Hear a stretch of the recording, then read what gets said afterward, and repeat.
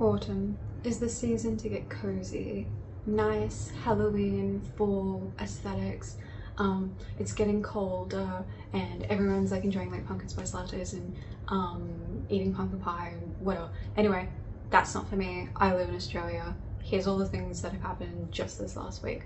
We had a 40-degree day, 40 degrees Celsius. It was hot. This was then followed by a hailstorm that dropped hailstone so big on my car it wrecked the top of my roof and peeled paint off my car. This was after I put a blanket on it, by the way. And if you live in Australia, you know that when the storm comes, the cane toads come out, and the cane toads came out, and you can probably hear them right now. This is cane toad season because that big storm.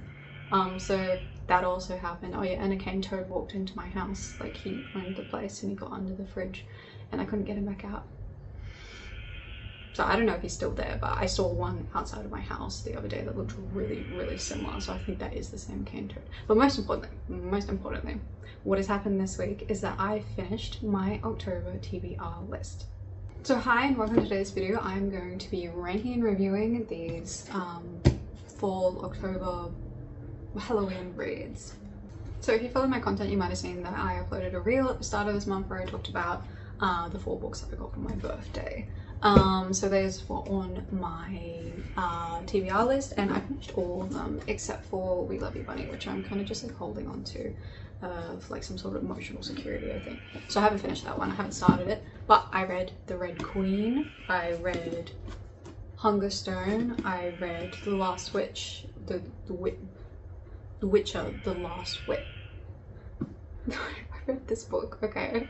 Don't bully me, I read this book. It's the first in the Witcher series. It's a good one. Anyway, I also read Nightbitch. And I read Our Wives Under the Sea, which I cannot currently locate, but I will find it and we're going to rank and review them. Also, I did a very naughty.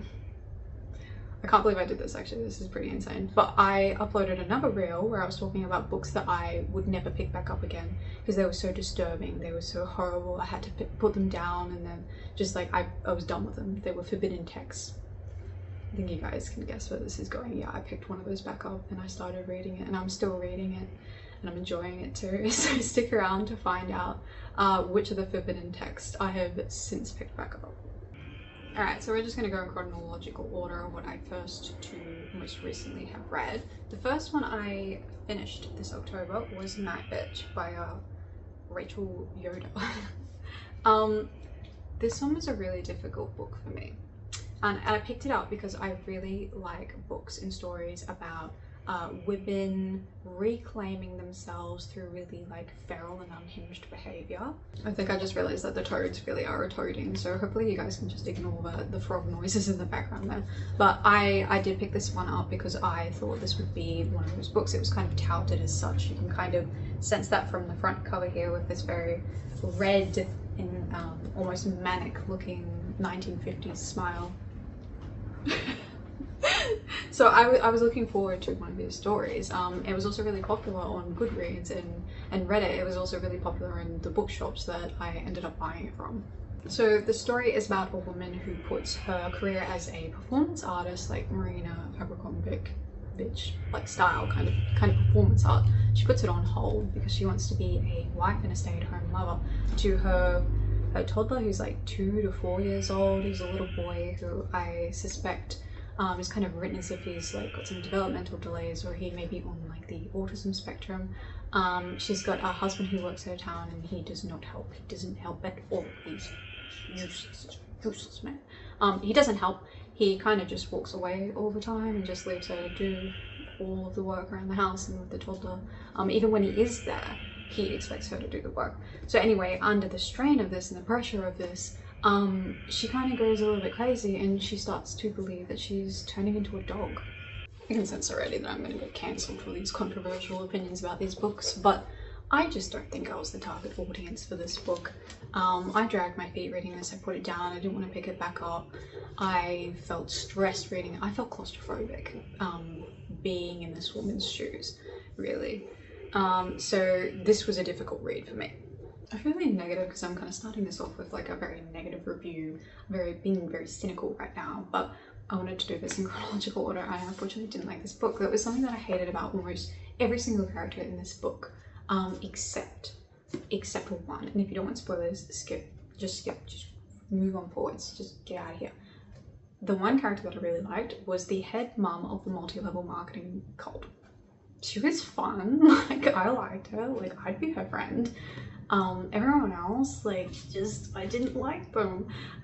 It's not that I hated Nightbitch herself, the mom, it's not that I hated her. I hated what she was going through. I hated her choices, I hated her oppression, I hated the situation, and the amount of pressure building up because of the oppression of the whole situation. This artistic woman that doesn't get a medium to be artistic anymore, and she's forced to do like a lot of labor. Her kid was exhausting. Her husband was like practically useless. He didn't help. He didn't even validate the fact that she was suffering, even though he could see it. But he also ended up being like wholesome in the end. Like he didn't even do anything bad enough to justify like genuinely hating him. He was like wholesome in the end, and that makes it even more infuriating. Maybe these were just themes that I didn't particularly understand because I don't have children. I don't really have too much desire to be a mother as well. So I didn't even know that this book was really too heavily based on the experience of like challenging motherhood. So maybe that's just something that I don't have the maturity to understand or get into, and that's totally okay. There may be people out there that would resonate to this a lot more. But this book, I feel, just wasn't really for me. In the end, she kind of reclaimed all of these issues through an artistic medium, and I understood all the metaphors that were being suggested there, but to me, at the end, I still felt like she was like entirely shackled to the situation, and she was still within chains. She was just like doing it in a more unhinged way, but maybe in the end that's kind of just what she wanted. So yeah, this book wasn't for me. I wouldn't read it again. It was kind of like as if my year of rest and relaxation, if that was more like oppressed in a less satisfying way, that would kind of keep this book here. So for me that was a 2 out of 5. So the next book I ended up reading was Hungerstone by Kat Dunn. And this was the apology to Nightbitch that I needed. I really enjoyed this book. I picked it up because I heard that it was about sapphic vampires, and I thought, I'm in. The cover art like helped a lot as well. Like I just kind of saw that and I kind of really wanted that, like for the cover art alone. It's beautiful. So this is based on a retelling of Carmilla, which is now, after reading this, also on my next TBR list. So this book straight away was major Crimson Peak vibes to me. If you liked Crimson Peak, you would probably like this book. It's not too hard of a read. It's like a fairly approachable read. It would probably be okay for like older teens and young adult audiences. I liked all the characters in this. I thought they were like really cool and they had like pretty good and understandable motives. The atmosphere of this book was really dark and spooky. I felt very comforted by it. It was very fall reading niche. It's a feminist tale as well, so there's like a lot of themes of feminine empowerment and feminine discovery within this. It is sapphic, so it's a bit of a sapphic love story, although it's not crazy graphic. It's not like smutty sapphic. But I felt it was just right actually. What else? My favorite character was Camilla. Obviously, she's cat-like and she's ethereal and she's just a really interesting read. This book really was, it was everything that I needed after Nightbitch. I kind of felt like the life returning to my reading. I was like excited to read through this. I read it pretty quickly too. But my only fault in this would be that I felt that some of the characters were a little bit two-dimensional. Like anyone who wasn't like in the main like 4 characters, they were just kind of like, I don't know, plot enhancers. They were a bit two-dimensional. They could have been explored a little bit more, been a bit more interesting. But other than that, it was really, really good. And I would give this like a 4 out of 5. My third read of October was The Red Queen by Victoria Aveyard. And if you saw my reel, you would have seen that I thought this was like a serious kind of like adult dystopian 1984 vibes. I was really keen for that. And then I found out that it was a young adult. There's nothing wrong with this. It had made the rounds on TikTok. There's nothing wrong with this either. But I wasn't expecting it, and I had not delved into this genre before. And I was like a little bit scared. So I was really interested to see where this book would take me. So this book is about a young girl, I think she's like 16, her name is Mare Burrow, and she is a red, and it's a world filled with either people who have red or silver blood, and the people who have silver blood, they have powers, and the people who have red blood, they're very disadvantaged, they're poor, they're taken advantage of by the silvers. They don't have powers, so they're not supposed to have powers.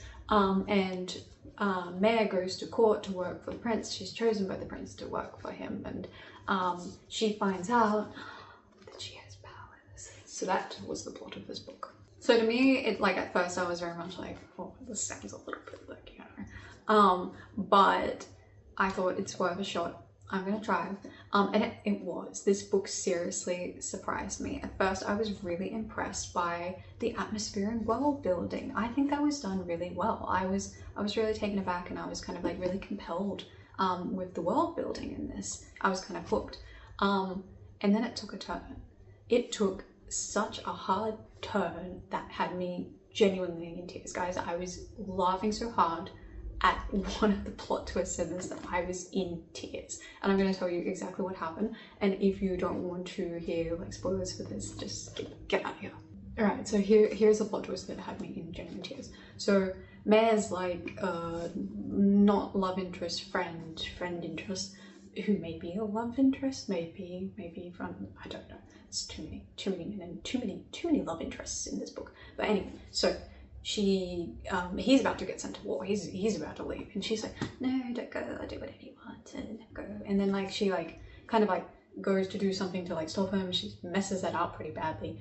And then she meets a prince on the outskirts of town, and she doesn't know he's a prince. And he's like, oh my god, like I really feel for you. And then like the next day, he gets her a gig at his family's marriage show, where a bunch of women are fighting to get with one of the princes, and they're all like demonstrating their powers, and they're like in this arena, and Mare's like watching them from like above, like while serving one of the other families, and it's got this big electricity grid over it. And anyway, one of the really strong princesses goes in, and she bends like the place, I don't know, the house that Mare's like in, she bends it, and Mare just gets yeeted out the window. Like she genuinely just like straight, and then she goes up and she just like falls onto the electricity grid, and she's like, and that's how she gets her power.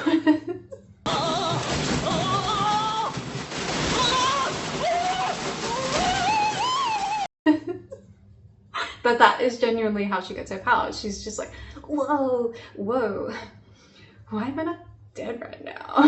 And then she just like is able to like control electricity, and that's how she gets her powers. Anyway, I was shook. I was shook by this. I was like, that's the funniest thing I've ever read. I didn't expect that at all. So I kind of continued on from that, thinking I was just going to read this for laughs, that it would be full of like these just like insane moments. And there's a Christmas beetle in here. This is another thing that happens during this season. We get a lot of Christmas beetles. Oh, I hope it doesn't fly at me. It's crawling at me. It's crawling at me.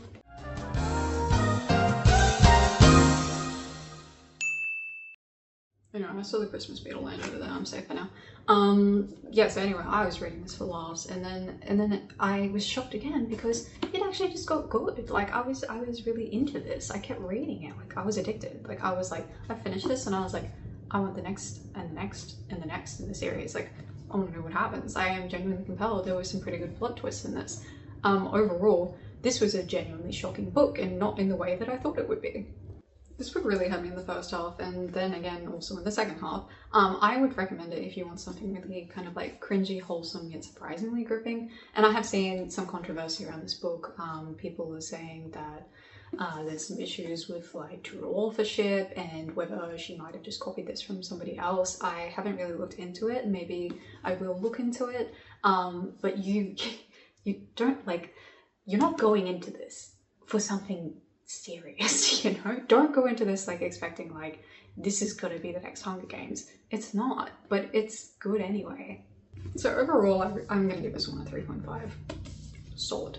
The next book that I ended up reading was The Witcher, The Last Wish, which is the first in the Witcher series. And here is the author's name that I'm not going to even try to pronounce because I'm going to make a fool of myself.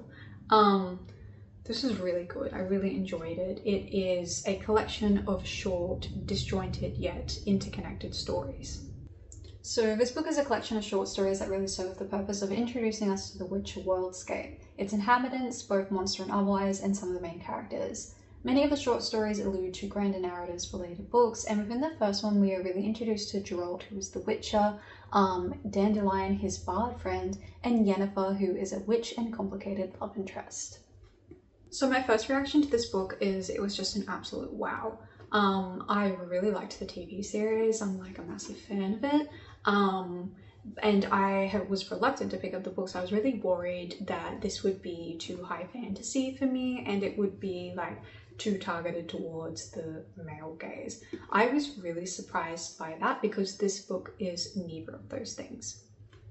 So the book really lends itself more towards a reclamation, a readaptation of both Western traditional and Eastern European fairy tales.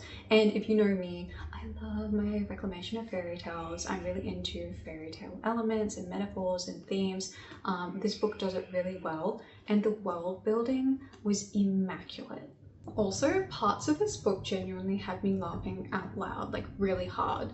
Like for instance, and again, spoilers, skip ahead, get the heck out of here if you don't want to hear this, but there is one short story in here where Geralt and Dandelion, the bard, are like facing off against this like imp sort of creature who's like kind of terrorizing a farm, and the imp is like throwing a bunch of metal balls at them, and they're like, where did he get them? What? He's conjuring them, like he's conjuring the metal balls. And then they go back to the farmstead and the really stoic farmers are just like, oh yes, we gave them a small offering of metal balls so the imp would leave.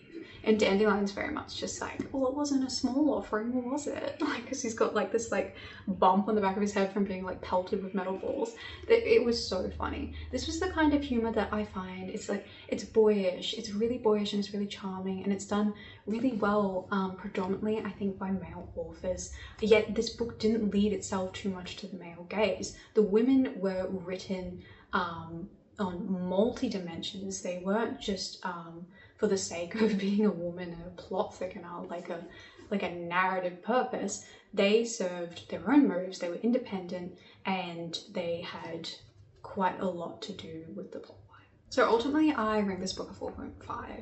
4.5 out of 5, yeah, so I give this 4.5 out of 5 stars. The only reason I retract like half the point is because the jump between the stories is a little bit jarring, a little bit confusing, especially if you have like no backstory. I ended up watching like an hour video after reading this explaining the lore, so I could really kind of like understand what exactly was going on.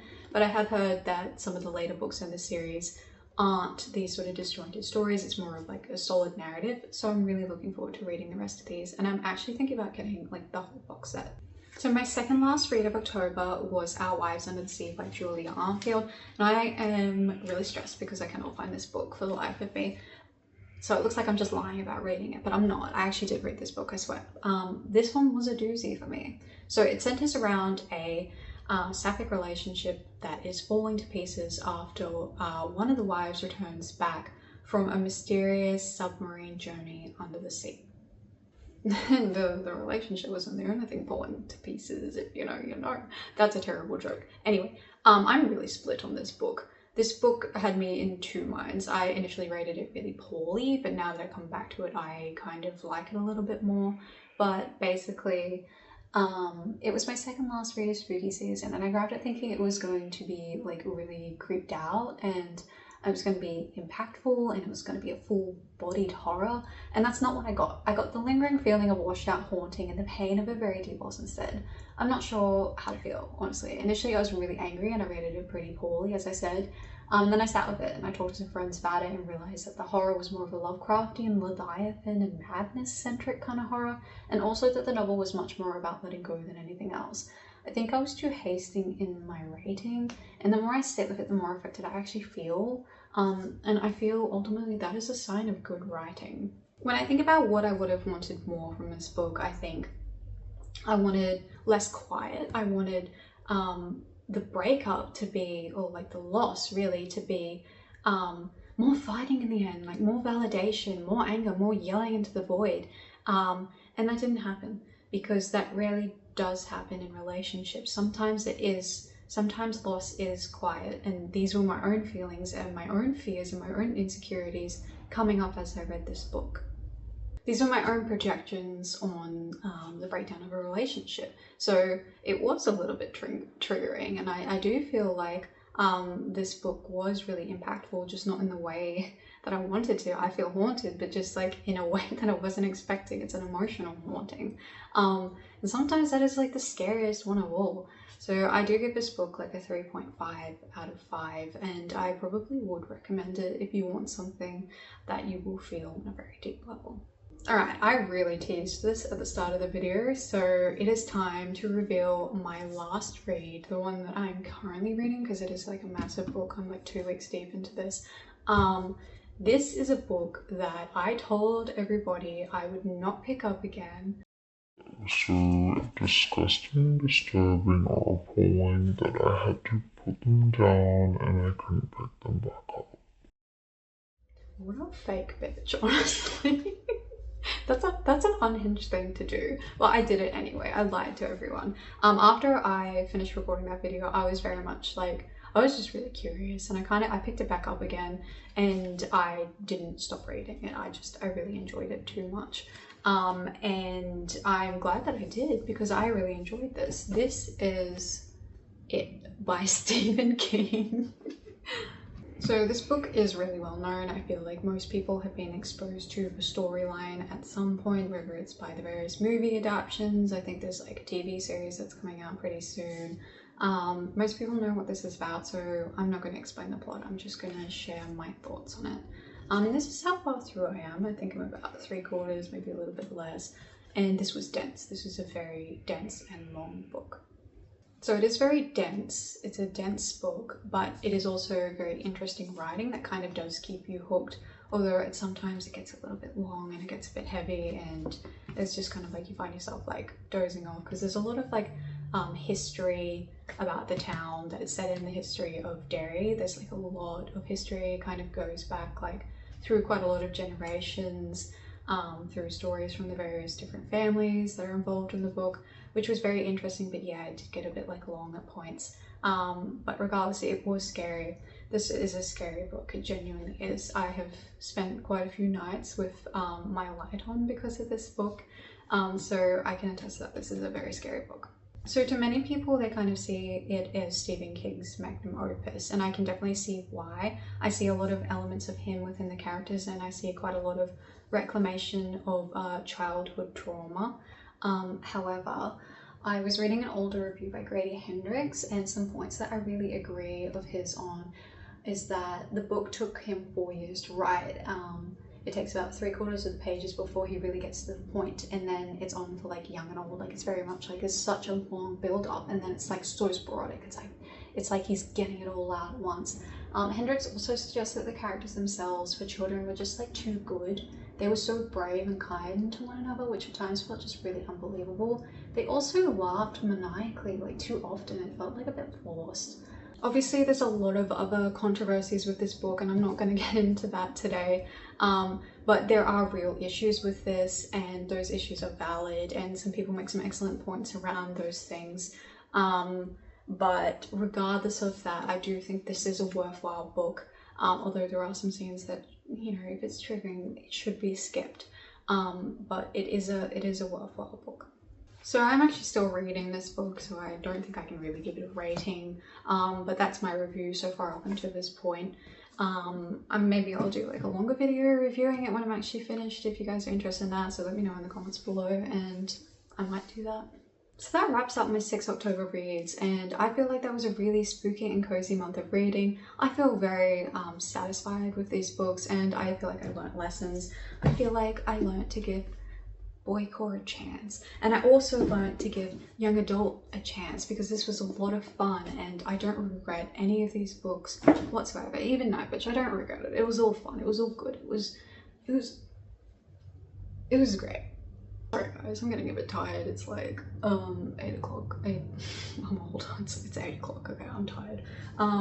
My favorite out of all of these, quickly I will let you guys know, was the short story The Last Wish. I'm really finding myself tongue-tied with Witcher and Wish, so it was The Last Wish. That was my favorite of all these stories. It was the origin story of Geralt and Yennefer's relationship, and I'm a big fan of Yennefer. Like, she is my favorite fantasy character of all time, and I loved it. It was so good, and I would probably just read that again. So that was my favorite of all. I hope you guys have enjoyed hearing about my month of reading, and I really enjoyed making this video. If you have any thoughts that you'd like to share on any of these books, please drop a comment and I'll make an effort to actually get back to you, because I love reading. I love talking about reading. I hope you guys all have had a great Halloween, and that you have a great start to November too. Bye now.